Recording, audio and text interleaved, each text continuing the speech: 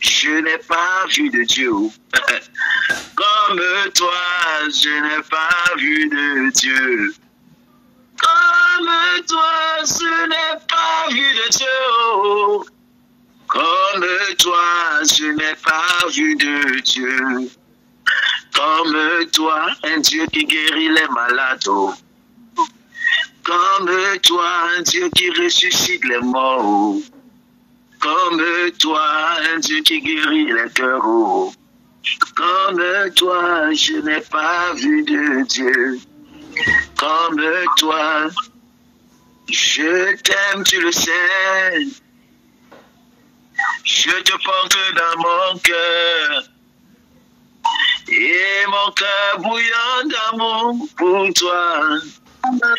Tu es mon Yahweh. Ce soir, nous ne voulons rien te demander d'autre, si ce n'est dire que nous t'aimons. Nous passons le temps à venir dans ta présence avec des demandes, éternel mon Dieu. Ce soir, en ce moment particulier, nous ne voulons rien te demander, si ce n'est exprimer l'amour que nous avons pour toi. Tu es la lys de la vallée, Seigneur. Tu es la rose de Sharon. Comme un hirondelle en pleine tempête, tu es le soleil qui sèche mes gels. Tu es la raison pour laquelle je suis, Seigneur mon Dieu, debout. Je t'aime. Je t'aime au-dessus de tout. Au-dessus de mon entendement. Je t'aime, Seigneur. Oui, je vais te dire que je t'aime. Proverbe chapitre 4, de verset 20 au verset 23. Proverbe chapitre 4, du verset 20 au verset 23. Proverbe chapitre 4, le verset 20 au verset 23. Très rapidement, je vais lire au nom de l'Éternel des armées. Mes amis, vous êtes en train de m'étouffer prophétiquement. Laissez-moi lire la parole. Les gens sont en train de prier dans leur cœur. Là, le cœur est tellement dit au Seigneur. Parle-moi, Seigneur, parle-moi, Seigneur, parle-moi. Laissez qu'on prêche, hein, les amis. Vous êtes d'accord, non? Laissez qu'on prêche. C'est-à-dire que je sens seulement. Vous avez vu comment on braque quelqu'un. Vous êtes en train de me braquer spirituellement, frère. Calmez-vous. Écoutons la parole.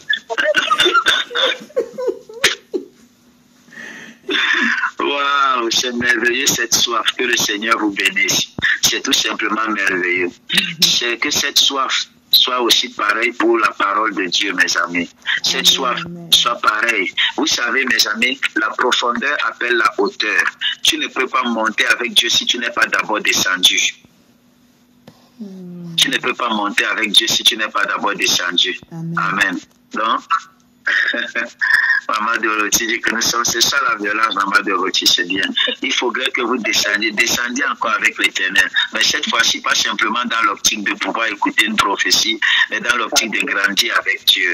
Dans l'optique de grandir avec Dieu. C'est très important. Puisse mon Dieu vous bénir dans le nom précieux de Jésus-Christ. Amen. Amen, amen, amen. Puisse mon Dieu vous bénir dans le nom précieux de Jésus-Christ. J'ai dit, il n'y a pas de hauteur sans la profondeur. Celui qui aime monter, c'est celui qui est d'abord descendu. Est-ce que je parle à quelqu'un? Plus vous voulez monter avec l'Éternel, plus vous devez descendre avec l'Éternel. Plus vous voulez aller plus haut, plus vous devez descendre. C'est la profondeur de ta relation avec Dieu qui détermine la hauteur de ta manifestation. Oh my goodness.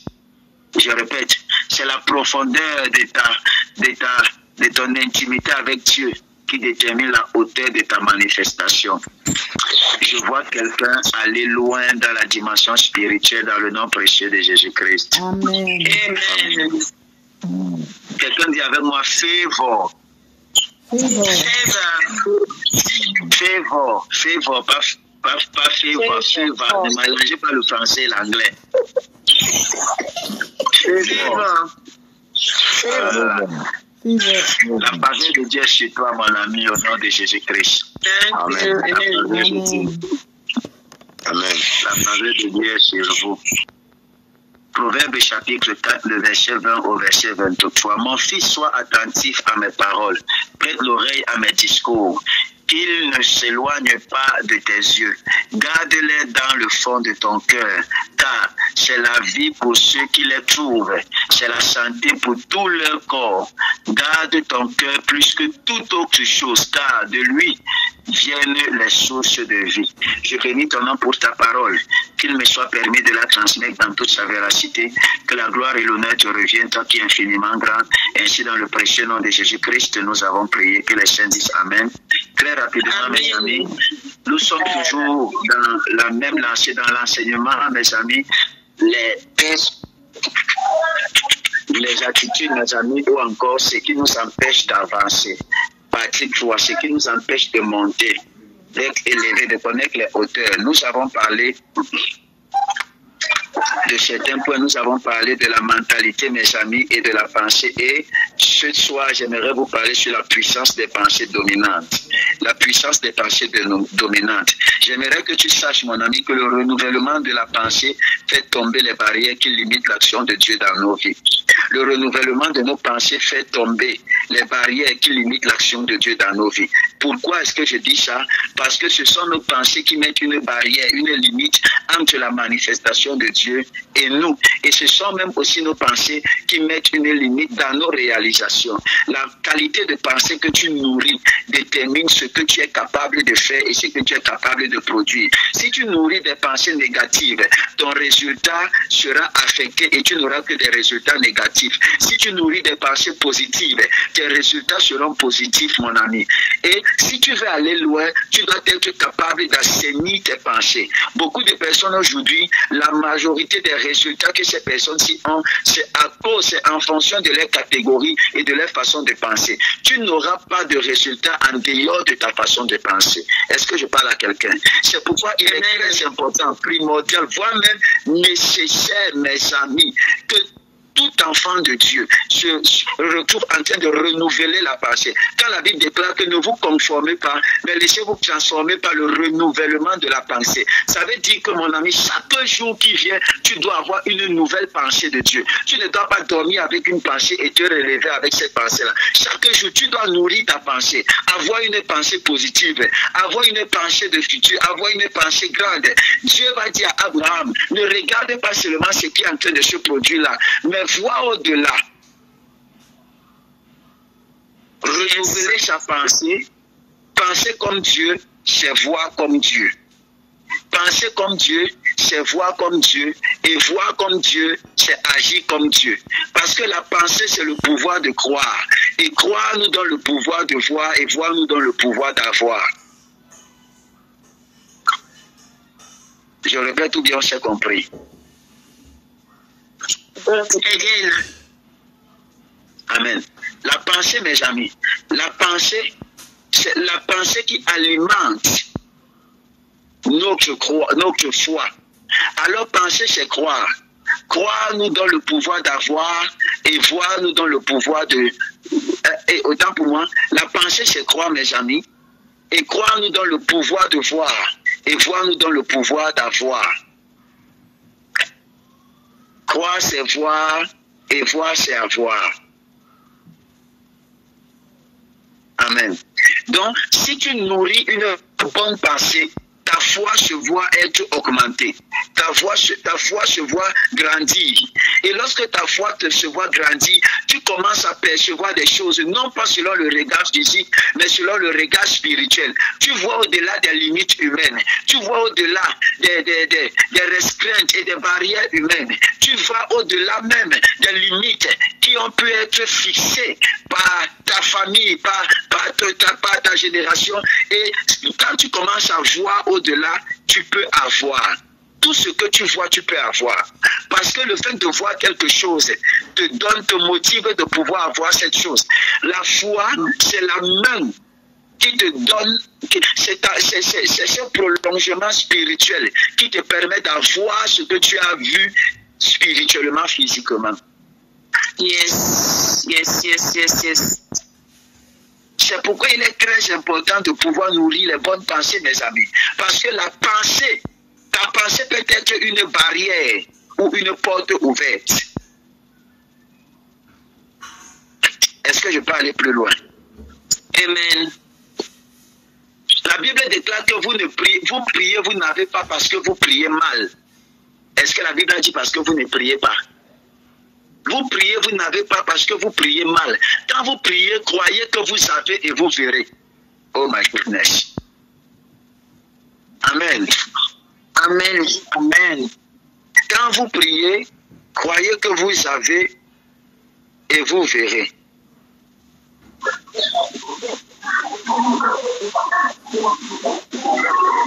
Oh.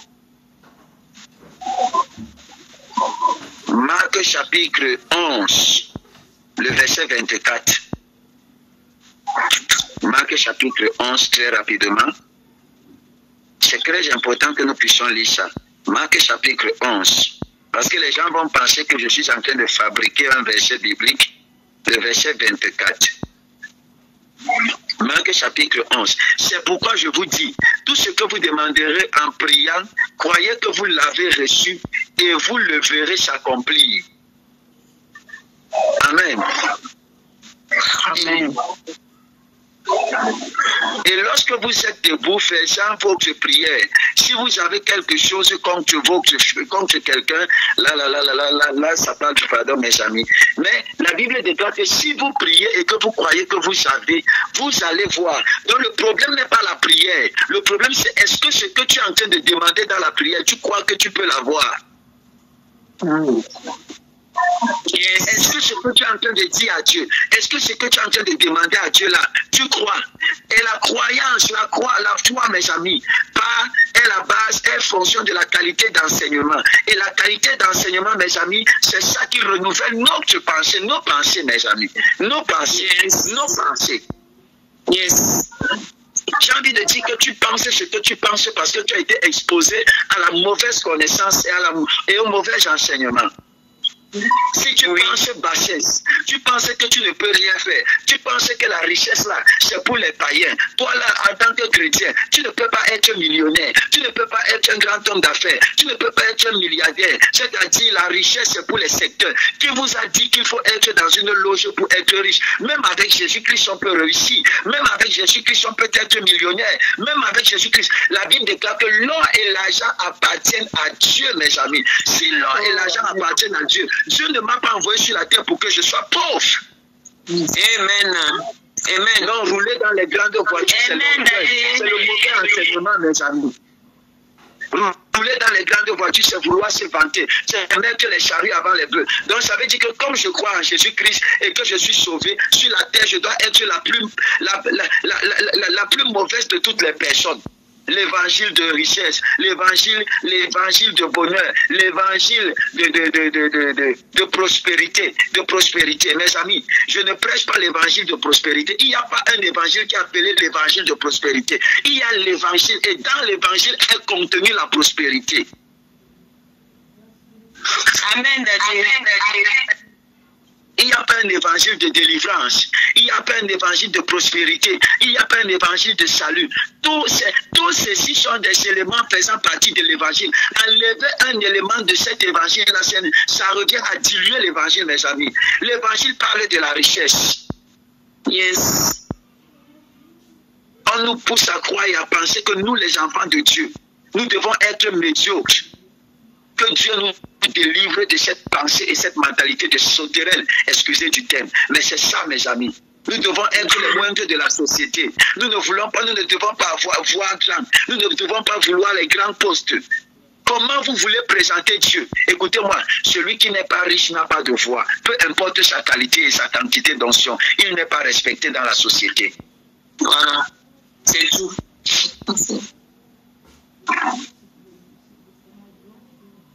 À un certain moment, si tu veux, tu peux avoir l'onction n'importe comment, prophétiser n'importe comment. Si tu n'as pas une qualité de vie, les gens vont te rabaisser, mes amis. Quoi qu'on dise, le monde est attiré par ce qui frappe à l'œil. À un certain moment, il faut ça. Yes, il faut ça. La pensée et la mentalité qu'on dit que la richesse n'est pas pour les enfants de Dieu là, c'est faux. Éphésiens chapitre 1, je vous ai béni de toutes sortes de bénédictions spirituelles dans les lieux célestes en Christ. tout avant de se manifester physiquement est d'abord spirituellement. Nous avons été bénis before the foundation of the world. Nous avons été bénis avant la fondation du monde. Nous sommes bénis. Qui vous a dit que être enfant de Dieu, être chrétien, c'est être illettré? C'est être bête et idiot, ne pas s'informer, n'avoir aucune connaissance sur ce qui se passe dans la société. Comment est-ce que tu vas présenter Christ? Que Dieu délivre notre génération. Amen. Que Dieu nous délivre dans le nom puissant de Jésus-Christ. Autrefois, quand on parlait d'homme de Dieu, on savait que c'est automatiquement la pauvreté. Ah, ça. J'ai pas peur de dire que j'aspire. J'aime l'excellence, mes amis. C'est ma pensée. J'aime l'excellence. Tu dois aimer l'excellence. Parce que le Dieu qui est à l'intérieur de toi est un Dieu excellent. Vouloir la médiocrité reviendra à rabaisser ce Dieu. Dieu n'est pas médiocre, mes amis. Dieu n'est pas médiocre. Dieu est excellent. La Bible déclare que de riche qu'il était, il s'est fait pauvre pour que nous soyons enrichis en lui. Et toi, tu refuses. Donc, ça veut dire que le sacrifice que Jésus-Christ a fait, tu le refuses. Et voilà. Comment quelqu'un qui était riche appauvri pour que tu deviennes riche, et toi, tu dis que ce n'est pas de lui.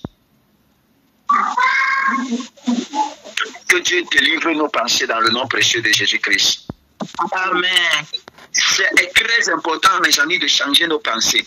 Notre regard traduit la direction que notre corps va prendre. Est-ce que je parle à quelqu'un? Yes. Notre regard traduit la direction que notre corps va prendre, mes amis. Ce ne sont pas nos yeux physiques qui voient. Notre esprit voit au travers de nos yeux, mes amis, qui sont alors des fenêtres, qui ne sont que des fenêtres. Notre esprit voit au travers de nos yeux, qui ne sont que des fenêtres. Alors quand nous regardons quelqu'un en pensant à autre chose, nous ne le voyons plus, mes amis. Je peux avoir mon téléphone comme ça là, mes yeux sont braqués sur mon téléphone, mais je ne vois pas mon téléphone parce que mon esprit est ailleurs. Parce que ce qui fait mon regard, ce n'est pas mes yeux physiques, c'est mon esprit. Yes. Oh. Est-ce que je peux te déranger ce soir? Ton système de pensée détermine le fonctionnement de ton corps. Ton système de pensée détermine le fonctionnement de ton corps. Ce qui t'arrive dans la vie est ce à quoi tu penses le plus. La pensée la plus influente de ta vie finit par se manifester. La pensée influence même les chaînes du corps humain, mes amis. Même les chaînes. Proverbe chapitre 4, verset 8. Exalte-la et elle t'élèvera. Elle fera ta gloire si tu l'embrasses. Hébreux chapitre 11, le verset 1er. Or, la foi est une ferme assurance des choses qu'on espère et une démonstration de celles qu'on ne voit pas. Ce à quoi nous pensons le plus finit toujours par se réaliser. La foi est une ferme assurance des choses qu'on espère et une démonstration de ce qu'on ne voit pas. Si tu es malade, tu espères à la guérison. Tu espères en quoi? À la guérison. Tu es malade, ce que ton corps a là maintenant, c'est quoi? C'est la maladie. Tu ressens la maladie. Tu espères à la guérison. La guérison, c'est ce que tu ne vois pas. Et la foi est une ferme assurance des choses qu'on espère. Tu espères à la guérison. Et une démonstration de ce qu'on ne voit pas. Tu démontres quoi? La guérison que tu ne vois pas. C'est-à-dire, tu sais que tu es malade, mais un guéri ne reste pas couché. Tu te lèves. Yes, c'est ça. C'est comme ça qu'agit le système de pensée, mes amis. Ton corps voit la maladie, mais ton espérance, ton cœur espère à la guérison. Tes yeux physiques ne voient pas la guérison, mais ton esprit te demande de démontrer ça. Tu commences à le démontrer. Et automatiquement, ton corps va s'adapter. Est-ce que je parle à quelqu'un? Amen, amen. Job va dire dans le Job 3, le verset 25, ce que je crains, c'est ce qui m'arrive. Ce que je redoute, c'est ce qui m'atteint. Vous comprenez? Ce que je crains, c'est-à-dire ce qui est dans ma tête que je crains là, c'est ce qui m'arrive. Ce que je redoute, c'est ce qui m'atteint. Nos pensées entraînent les actions de Dieu dans nos vies. Aïe, my God. Quand je parle de la parole de Dieu, tout mon corps est en pleine ébullition. Nos pensées entraînent les actions dans nos vies. Si tu ne savais pas ça, tes pensées entraînent les actions de Dieu dans ta vie. Yes, amen. Est-ce que tu sais que par tes pensées, tu peux donner un sens à la manifestation divine dans ta vie? Oui. Amen.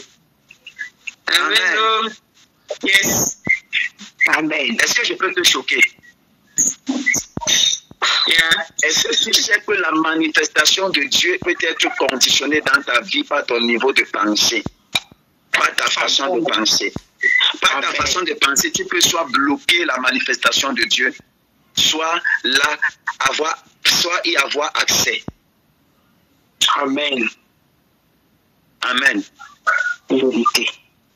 C'est dans nos pensées que Dieu va nous parler en premier. Alors si nos pensées ne sont pas renouvelées, au lieu d'écouter la voix de Dieu, nous allons écouter la voix des hommes et notre propre voix.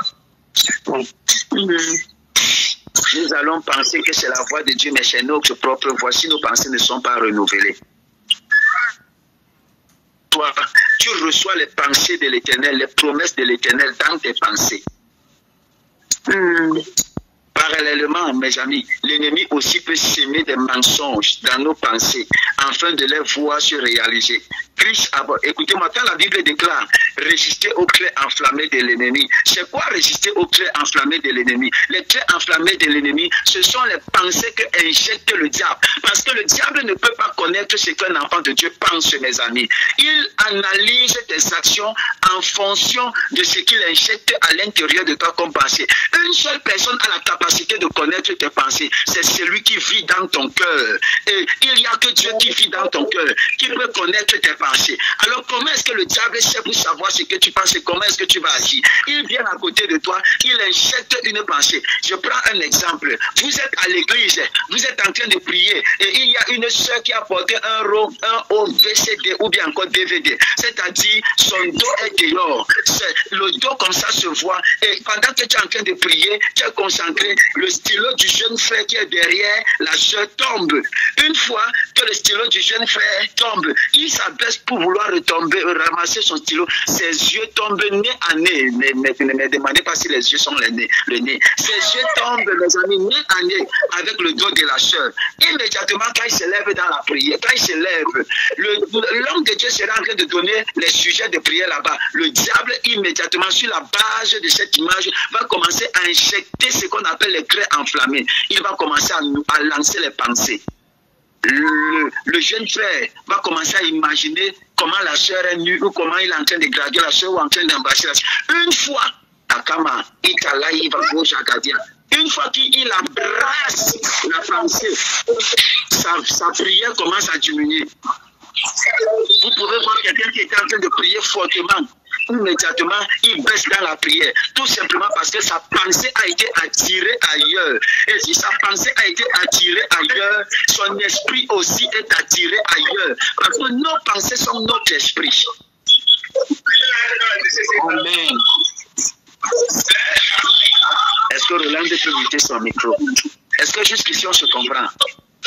Oui, papa. Amen, je comprends bien. Est-ce que ça passe? Est-ce que c'est bon? Oui, c'est bon. Amen. Amen. Immédiatement, vous verrez le frère, mes amis, être déconcentré. Déconcentré. C'est triste, mais c'est comme ça que ça fonctionne, mes amis. Les traits enflammés de l'ennemi, ce sont les pensées injectées par le diable. Lorsque la pensée naît, tu la repousses, tu n'as pas péché. Tu l'épouses, tu as péché. C'est le fait de la nourrir. Tu commences à te plonger dans cette pensée. Que ton corps va vouloir faire ce que ta pensée est en train de dire. Que l'Éternel te délivre de la manipulation des pensées au nom de Jésus-Christ. Amen. Bien. Amen. Oh. Amen. Amen. Amen. Amen.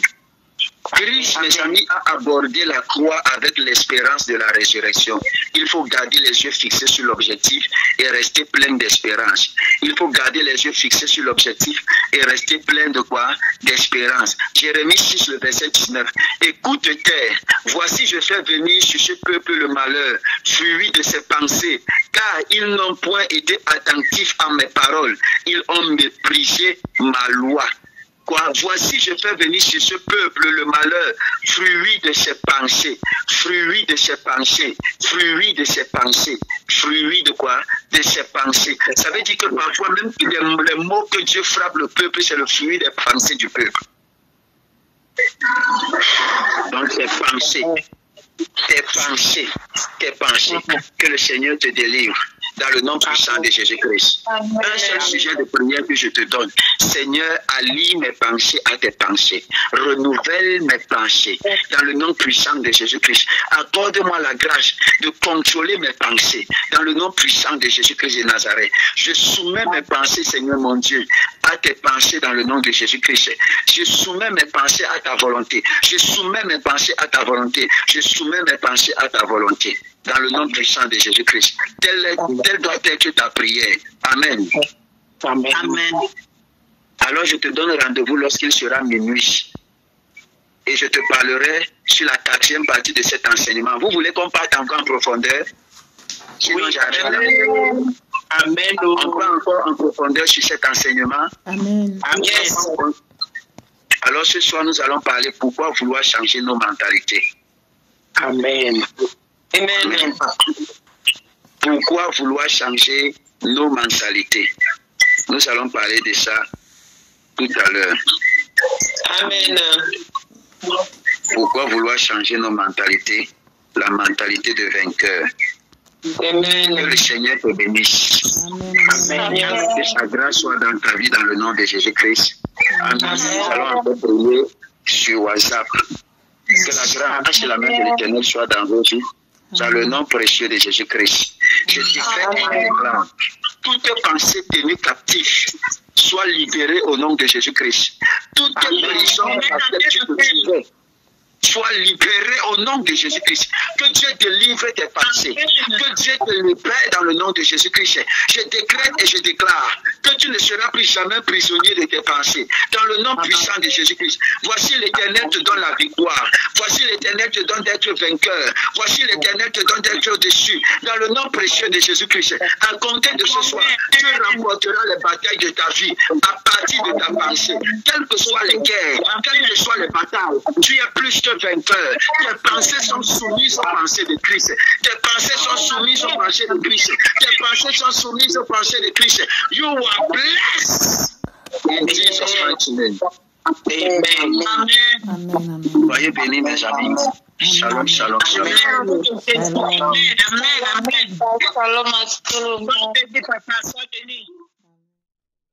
N'hésitez pas à liker, à partager la chaîne et à vous abonner. Soyez bénis.